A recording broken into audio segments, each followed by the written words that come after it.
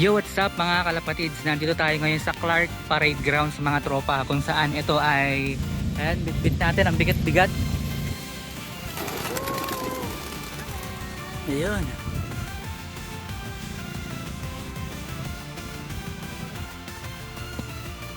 Diyan sila nakatambay mga tropa. Ayun, tamang banding lang sila yan. So eto na yung mga YBs natin na bago mga tropa. Ayan o. 1, 2, 3. Good morning mga kalapatids. So for today's video mga dre, wala lang, i-introhan ko lang. Pero bukas magpapalipad tayo ng kalapate sa loob ng Clark.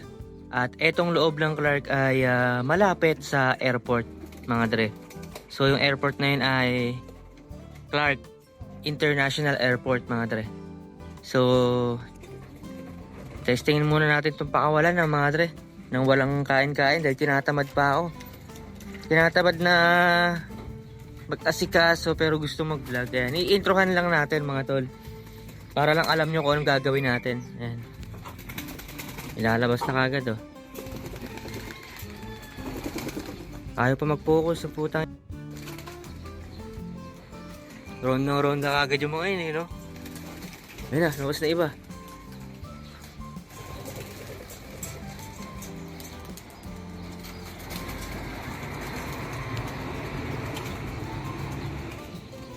So bukas ko na sila isasakay or kakarga pa at pupunta tayo ng Clark. Sa ngayon, ano lang, pagpag lang mga tol. Dahil nga 3 araw sila napahinga nung nagbagyo tayo. The next day.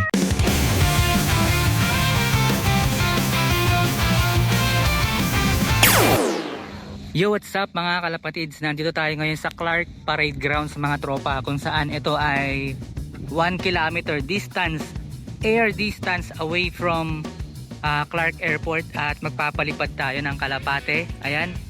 So, testing natin kung may sense ba yung pinagsasabi ni Honorable Senator Rapi Tulfo mga dre. At yung mga tao dito ay namamasyal. It's either sila ay nag-exercise, nagkakalisthenics, nagja-jogging o tumatakbo dyan sa jogging lane na yan mga tropa pips. Ayan. Yung iba nagyo-yoga, pero yung iba tamang pasyal lang. At kapag hapon, meron ditong mga nagbubukas na food stalls, kagaya ng mga takoyaki, shawarma, at yun, zagu meron dun oh. May mga kape syempre mga tropa. Ayan, so eto ang pasyalan dito sa Clark, ang Clark Parade Grounds. At kung makikita nyo, meron ditong public restroom mga tropa. Pero syempre hindi yan ang highlight ng ating vlog-vlogan for today's video, dahil magpapalipad tayo ng kalapate. So yun mga dre, eto na tayo. Ayan, bit natin ang bigat-bigat mga tropa pips. Ayan. So ito, open field yung pagdadausan natin ng kalokohan mga tropa. Ayun, lakas ng hangin. At mix yung weather dito. Merong makulimlim na ulap, meron namang open sky, meron namang white clouds. So kasama yan sa kasama yan sa magiging hamon mga dre. Alright. So tara, let's go. Magpalipad tayo ng kalapate dito malapit sa airport, dahil sabi ni Senator Rapi Tulfo delikado raw yun. So check natin kung nagme-make sense, habang hindi pa naman final yung gusto nilang ipagawa na bawal magpalipad mga dre. Ayan. So sa pagkakaalam ko, drone ang bawal. Ayan. So kapag drone naman, pwede kang humingi ng license or permission, subject for approval yon. Pero sa kalapate, hindi pa final mga dre. At take note mga dre, etong mga kalapate ay meron naman silang pag-iisip mga tol. Actually kahit nga hindi maingay, pag merong nakaharang sa kanilang daan kaya nilang iwasan.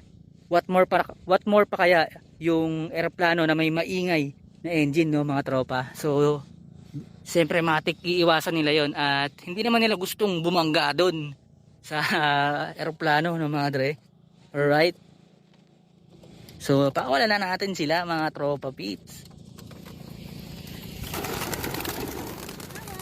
Ayun.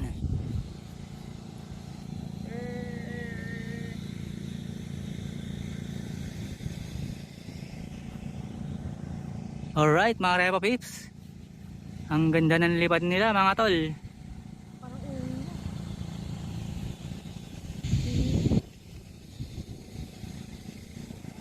Hindi na naman sila masipat sa camera. Asa na? Ayun, ang taas. Yun sila mga dre, andun. Ang taas. Tinaasan nyo naman masyado. Ano sila? Wala na. So yun mga dre. So check na lang natin sa balita mamaya kung may nasagasang kalapate mga tropa pips. Alright, let's go. At pag hindi ko to na-upload, ibig sabihin nakakulong na ako mga dre. Pero hashtag na lang. Hashtag free Master Trekkie. A few moments later. Yo, what's up mga kalapatids? Ngayon na kami nakauwi, maggagabi na. At hindi pa sila pumapasok. So pinalipad natin sila mga bandang alas 9. At alas 6 na. Hindi, ano pa lang pala, 5:57. Ayan o, nasa labas sila. Tapos yung isa pilit talaga pumapasok doon, no? So attendance check muna natin sila. 1, 2, may nasa loob, ayan. 3, 4, 5, 6, 7, kumpleto sila mga dre. The next day.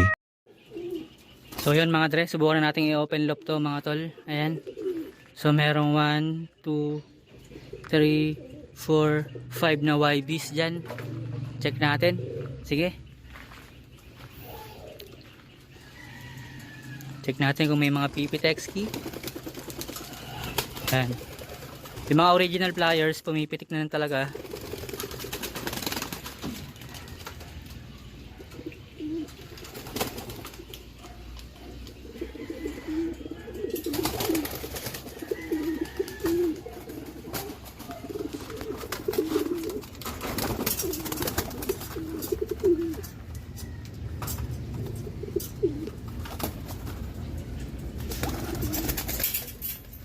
Nasara.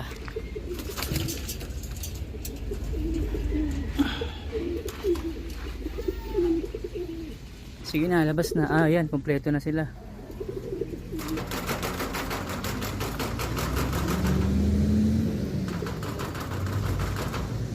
Pero sige, hayaan nyo natin. Check natin to mga to kung pipitik. Basta open lang yan. Bye bye. The next day. Alright, this time hayaan nating makapag-viewing. Itong mga YB natin mga tol. So kahapon, pinalabas natin sila ng pwersahan. And good thing na hindi naman sila pumitik or nawala. So ito, meron tayong red bar na may white feather, blue bar. Tapos itong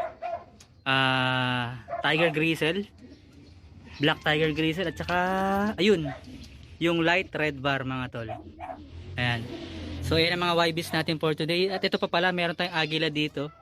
Pero sure ball naman na yan kasi. Pero hayaan pa rin natin sila lumabas. Pero saan natin silang palabasin mga ropa.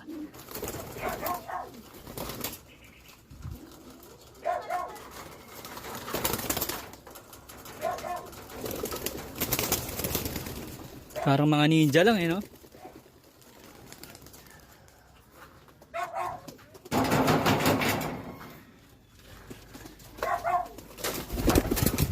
Galing oh. Hala.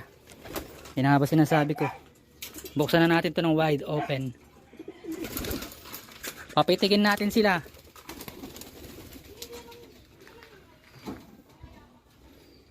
Yung isa ayaw. So yan yung mga YBs natin. Tapos itong isa na red tiger gristle na breeder naman dapat. Kaso wala na akong available na hen. So ayaw nila lumabas. Balikan natin sila. So yan mga dre, yung mga YB natin nakapwesto na. Ayan, pinalabas ko sila ng sapilitan. Pero hindi ko sila dinakma. Kumbaga binubugaw-bugaw ko sila para nang sa ganun na lumabas. Ayan mga dre. Okay. So ngayon, sarado na natin to. Pero yung trapdoor naka-activate. Ayan. Alright. There you go. At tamang abang lang tayo. Ngayon, so bali day 2 to. Day 2 to ng pagpapalabas sa kanila. Oy, sino yung nagpunta ron? Merong YB. Sino yun? Ay shit, may mga pumitik. Pero parang yung checkered. Yung checkered yung ano. So yung mga YB, hayaan lang muna natin sila dyan. Day 2. So yung day 1 hindi ko na videohan. Wala ako sa hulog mag vlog nun eh. Ayan, day 2 ng pag open loop or hayaang mamasyal dyan. Ay, may mga pumupunta-punta dun. Mga dre. O siya, hintayin nyo na lang yung resulta nito. At hindi naman nabago yung ano eh. Hindi naman nabago sa inyo na makapagpa-batcher ako eh. Pero this time, ano sila? 5 silang pinapatuto ko. The next day. Yo, what's up mga pare ko? Today is the 3rd day ng pagbo-viewing ko dun sa mga YBs na bago. Yan sila. So sinasamahan lang sila ng mga old bird natin, mga tropa. Ayan. Nandun sila sa bandang loob eh. Ayan. Hopefully makaronda na sila. Gusto ko na rin sila makita ng rumonda pero medyo maaga pa yata. Ayan mga tropa. Yo, what's up mga dre? So eto na yung mga YBs natin na bago mga tropa. Ayan o. 1, 2, 3, 4, 5, 6. Pero yung isa dyan, yung perfect agila, ayan. So hindi natin siya gagawing pangliparan sa malayo. So yung mga ganyan ko pang low fly lang mga tol. Kagaya nung isa doon nasa loob. Kumbaga stock bird pero naglo-low fly. Ayan. Ito rin, hindi ko na rin sinasama sa paglipad or yung ginagawa kong travel sheet. So pang low fly lang sila. So basically ito 5. 1, 2. Tapos yung isa so yan, basta 5. Tapos meron pa tong isa, donation siya. So ngayon pinapasanay ko pa siya dyan. So itong video na to mga dre, ito yung introduction ng Team West mga tol. So yung mga pinapalipad ko nito mga nakaraan sila yung mga Team North. Ito naman yung mga Team West. So ipagpapatuloy lang natin tong mga travel pigeon adventure natin. At sila yung lilipad papuntang West Philippine Sea mga tol. So bali ang destination nila is west side ng Porac, west side ng Florida, hanggang makarating sila ng Bataan at Zambales mga tol. Samantalang ito naman mga tol, yung Team North natin ay ang liliparin nila ay yun nga, Tarlac, Pangasinan hanggang norte mga tol. Tapos yung Team West nga pala, sasamahan sila ng dati nating breeder dahil malupit naman siya mag low fly at hindi ko na alam kung kanino ko siya ipapares sa mga oras na to. So isasama na lang natin siya sa Team West para nang sa ganun yung Team West meron silang kasamang mama mga tol. So kanina rumuronda na yung Team West natin ng mga YB. Sayang nga lang hindi nakahabol tong isang donation galing kay Taytay na blue bar. Ayan, hindi nga lang nakahabol pero makakahabol pa rin yan. Makakahabol din yan sa viewing kasi doon lang naman nakatira yan doon lang nakatira yan. So eto gagawin din natin Team West. So bali magiging 6 or 7 rin yan. Tapos abangan nyo yung magiging Team East natin mga tol. So bali pag nag travel tayo, meron tayong Par Norte which is Pangasinan, La Union, Baguio.